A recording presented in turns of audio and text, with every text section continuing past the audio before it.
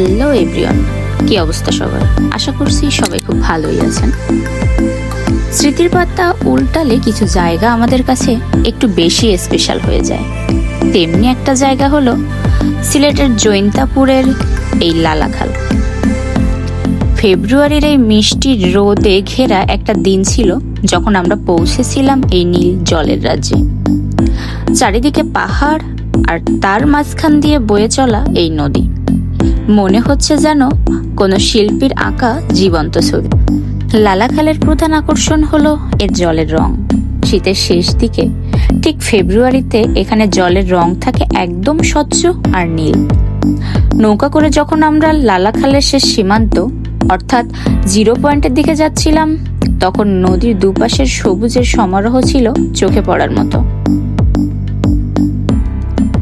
জলের শব্দ আর শীতের শেষ বিকেলের সেই নরম রোদ সবই মিলেমিশে এক অপূর্ব শান্তি।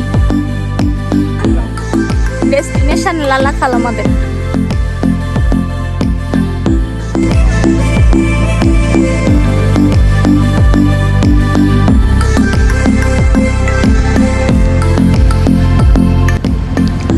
যতই আমরা সামনের দিকে যাচ্ছিলাম, মেঘালয়ের পাহাড়গুলো ততই স্পষ্ট হয়ে উঠছিল। লালাখালের এই জলের উৎস হলো সেই অজানুক পাহাড়ি ঝর্ণা। পাথরের গা ঘেঁষে বয়ে আসা এই জল যেন আমাদের মনে করিয়ে দিচ্ছিল প্রকৃতির কাছে আমরা কতই না ছোট। এখানে ধারণ করা প্রতিটি ফ্রেমে ফেব্রুয়ারির সেই স্নিগ্ধতা যেন ফুটে উঠেছে। পরিষ্কার আকাশ আর পাহাড়ের গায়ের মেঘের খেলা সব মিলিয়ে এক অদ্ভুত প্রশান্তি। এই নীল জলের উৎস খুঁজতে খুঁজতে আমাদের সময় কেটে যাচ্ছিল।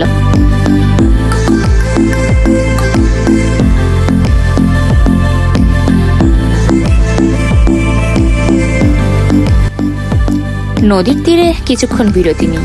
পাহাড়ের বাতাস আর চারপাশের নিস্তব্ধতা উপভোগ করার জন্য এর চেয়ে ভালো জায়গা আর হয় না। এই প্রকৃতির সান্নিধ্যে এলে ভ্রমণের ক্লান্তি এক নিমিষেই দূর হয়ে যায়।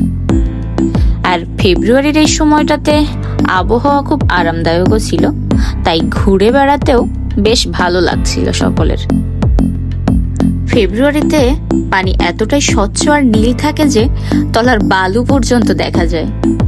আমরা নীল নদের গল্প বইয়ে পড়েছি, কিন্তু চোখের সামনে লালাখালের এই নীল জল না দেখলে বিশ্বাস করা কঠিন যে আমাদের দেশেই এমন স্বর্গীয় সৌন্দর্য লুকিয়ে আছে।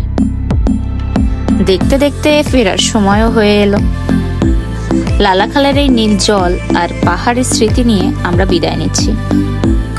ফেব্রুয়ারি মাসের এই সুন্দর দিনটি আমাদের হৃদয়ে অমলিন হয়ে থাকবে। প্রকৃতি আমাদের কত কি দেয়, আর আমরা শুধু মুগ্ধ হয়ে তা দেখে যাই। আজকের মতো এখানেই শেষ করছি। দেখা হবে অন্য কোনো ভ্রমণে, অন্য কোনো গল্পে। Tata. Hello Lalakhal, tata, bye bye. আবার কোনো সময় যদি আসি দেখা হলেও হতে পারে।